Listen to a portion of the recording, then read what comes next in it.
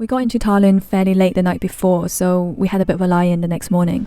At about 10:30 a.m.-ish, we got up and headed over to this cafe. It is a vegan cafe, although I didn't know it was vegan until we got there.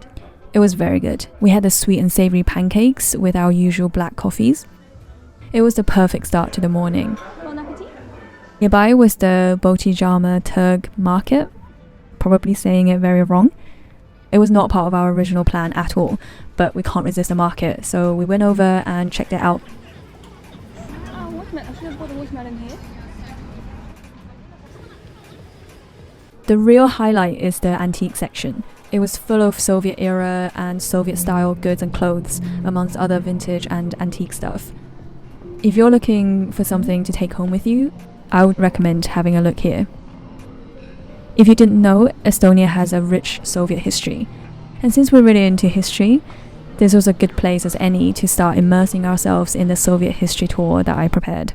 My own private version, I added a place search that calculates the shortest route without having to go back on ourselves from my starting point, any starting point. So this made our trip much more flexible and free.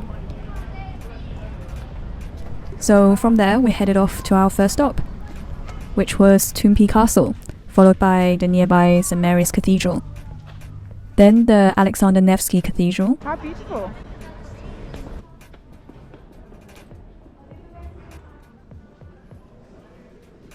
As we enter inside, there is a lot going on. It has 3 altars. And whilst we're here in the centre of Old Town, because Tallinn is very small, we quickly came across the town wall.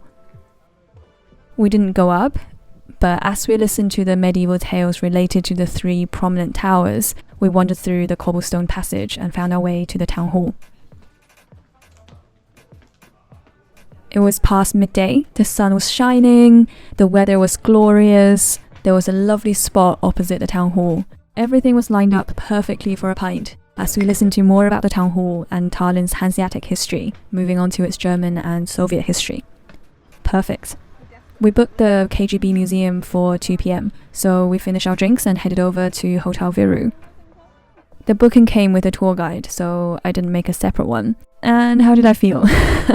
There were only 2 main rooms to see, so if I'm honest, the 1-hour-long tour probably could have been 15 minutes, at most 30 minutes. It was really interesting to be there and see the listening equipment, but I wouldn't say it was worth 1 hour long, if that makes sense. After the museum, we got a snack at the shopping centre next door and got a taxi over to the Soviet statue graveyard. I'd recommend taking a boat ride if you can. From the centre of Tallinn to the Soviet graveyard, a boat ride would probably only be around 5 or 6 euros, whereas it cost us about 15 euros in a traditional taxi. So take a boat ride if you can.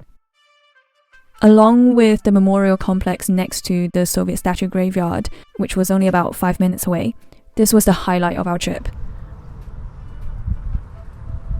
Lenin. There's Stalin. That's about it. Lenin and Stalin.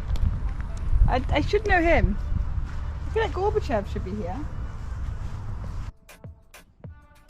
Having listened to the guide so far on this trip, I feel like the Soviet statue graveyard and the memorial complex perfectly summed up the past and present zeitgeist of Estonia.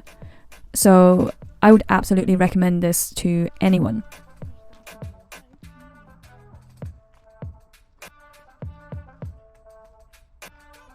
We had a dinner reservation at 7 p.m, so with an hour or so to kill, we had a drink at the restaurant by the museum.